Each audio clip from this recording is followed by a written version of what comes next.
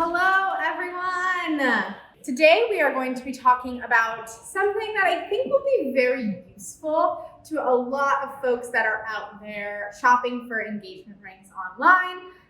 We're going to talk about the small differences between similar styles. We are going to look at the Petite Comfort Fit, the Petite Elodie, and the Elodie. So Elodie is one of my favorites because I do love something really clean and simple. So let's start with her. So this is the Elodie. Top down, you have a solitaire ring. So it's very clean, very simple. The difference for the Elodie is the side profile. So you're gonna see that these prongs are almost a little bit floral inspired, look like a petal, and they kind of wrap around to encase the diamond in a more modern way. So the one I have for the Petite Elodie is yellow gold. The difference is going to be almost non-existent except for the shank, which is the band as a technical term. The shank is a little bit thinner. The Petite Comfort Fit is another one of our really popular solitaire styles. The difference between these two is going to be the side profile. So it's going to be the prongs that are holding the diamond. You can see that these prongs are the more traditional prongs. So they're a little more straight, almost geometric. So we have our more classic prongs. And then we have our more nature-inspired floral prongs.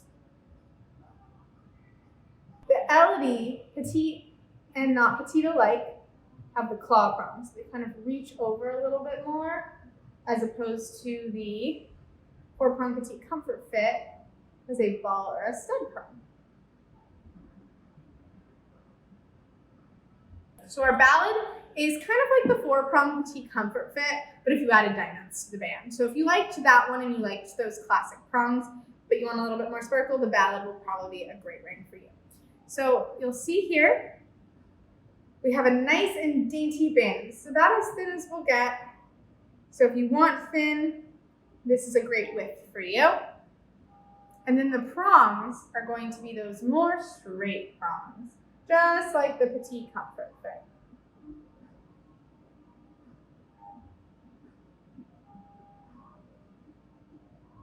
Now, one difference that we get asked a lot about is the ballad versus the petite shared prong.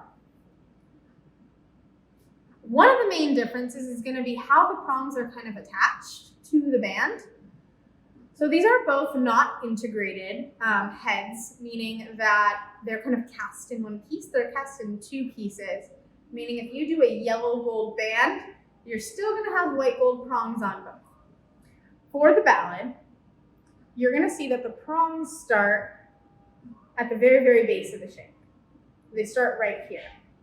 The petite shared prong, they start a little bit higher.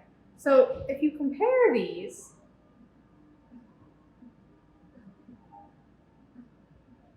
you're going to see they look a little bit different from the side. The ballad is going to sit a little bit lower. But the petite shared prong is going to allow a wedding band to sit more flush next to it once it's on your finger.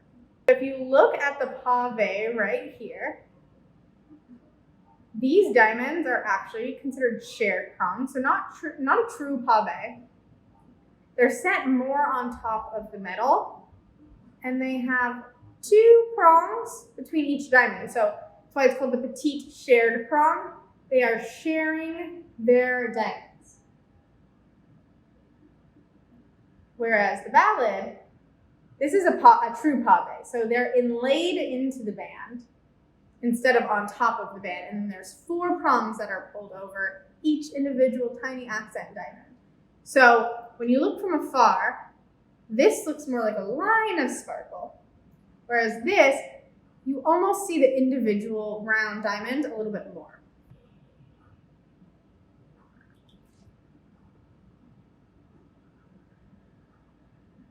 The other main difference I have for you, kind of comparing another like ring, is the constants. The constants is the same style as the ballad, so both scalloped pave, both the same type of prong. It's just a little bit thicker. So if you want something that takes up a little bit more space on your hand, the constants is a really good option for that.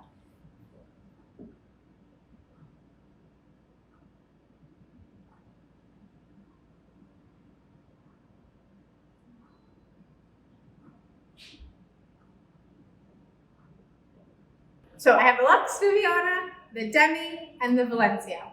Let's start with the Demi. The Demi is our true hidden halo. So you're gonna be able to see this hidden halo. It wraps around the base, almost like a little necklace or a collar. You don't really see it top down, which is why we call it a hidden halo. But from the side, you definitely see it.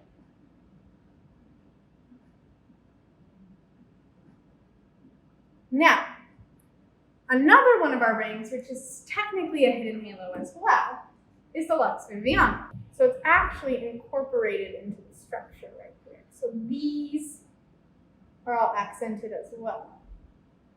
So diamonds here and diamonds this way. Let me grab the Demi again so you guys can see that difference.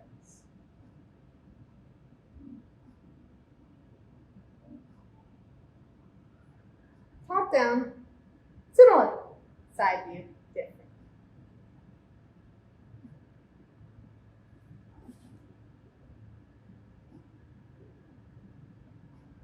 So the Valencia and the Viviana are almost like cousins. What you guys might notice right off the bat is that this one has diamonds on the side. So it is definitely more ornate. Each individual stone is very, very small, under a millimeter. So it's just kind of got that little bit of extra, if that's what you're going for.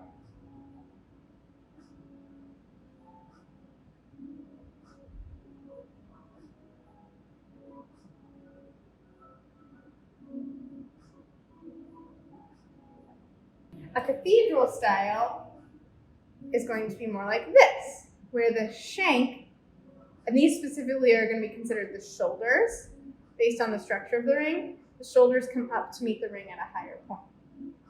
So the two that I have for us to talk about are the Provence versus the Dawn.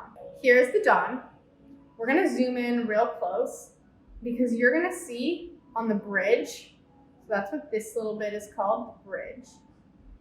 It has diamond accenting. Similar to the Viviana and the Valencia, the gallery wire is also encrusted with diamonds. The prongs are not though, so you kind of get this really clean separation of the hidden halo and the prongs.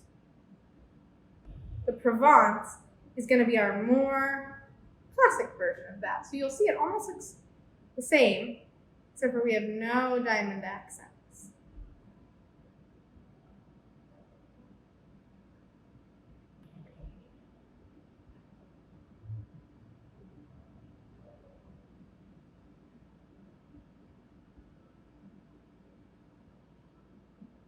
So I have the Waverly, which is a classic, one of the rings my customers always love when they come in. The Waverly is a halo with a pave band, so you'll see that here. The Cambria is the other one I have, is also a halo with the pave band. Where our variation is going to come from is from the sides. The Waverly has a beautiful profile in that it is soldered on very delicately right here. It will sit up a little bit higher off your hand. You can kind of see that here, next to my face. But it almost has, from afar, this appearance that it's like floating on top of the band, which is one of its main attractors. Cambria is for our ladies who want something really low, but still a halo. you're gonna see this halo has a basket, so it's pulled down a little bit lower to sit flatter against your hand. And even the halo itself is a hair under the girdle of the diamond.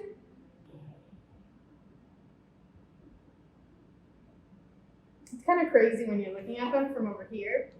You'd probably be like, they're no different, but they are. Very different. I have two split shanks. So what a split shank is it's when the shank of the band literally splits. So split shank. First, I have the Fortuna, which is a double row split shank. So right here you'll see diamonds, and then it splits. But they're kind of their own line of diamonds. So they split very naturally. So this is a really, really stunning ring. I really like this ring with an elongated shape because it kind of pulls your eye with the length of the shape.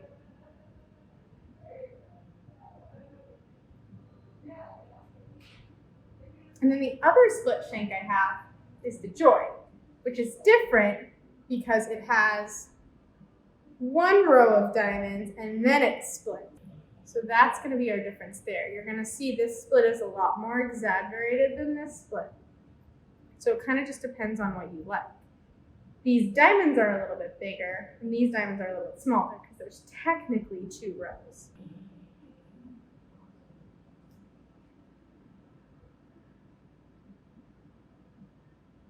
This is our horizontal petite comfort fit. What you're going to see here is this will be a two-tone ring if you do it in a yellow or rose gold. So the prongs will stay white. And it's going to be more of that traditional style of prong that I mentioned earlier.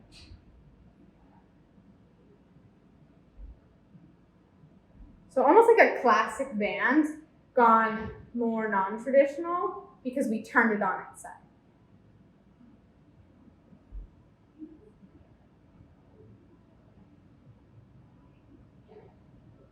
The newer ring that I'm obsessed with now is called the Dakota. The Dakota is also going to be an east-wester. Where it's going to be a little bit different is it's set in a basket.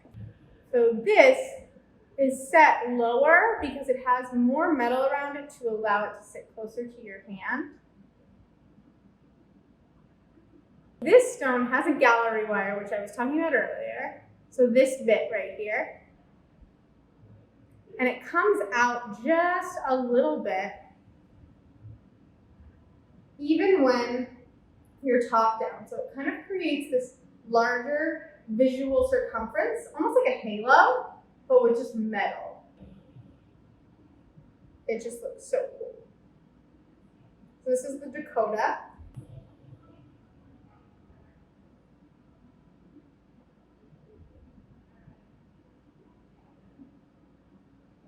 The Aria has pear accents and the Celine has round accents. So that's our first starting point. They're both set in a similar way. They are set with a basket, meaning that they're going to be nice and low to the hand. And then it's these type of accents, the physical shape of these stones will be different. These are both ovals that are about 1.25 carats. The Aria has these little dainty pear accents. Whereas the Celine has little dainty round accents that are set with 4 prongs.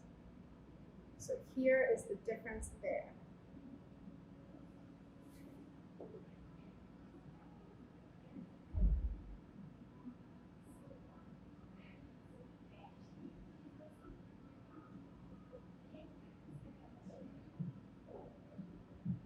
The Cometa is really cool because it has a very much more alternative side shape stone. It's going to be a kite, so shaped like this, and they're very, very, very dainty. They're kind of more angular. I really like it with a round, but I think it would also look super cool with like a radiant, an elongated cushion, maybe an emerald or an azure, a princess. as well. So here's the commitment.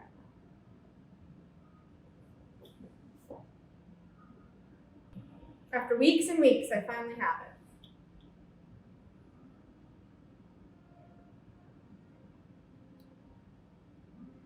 Thank you guys all for joining. If you have any questions, obviously you guys can always reach out to us.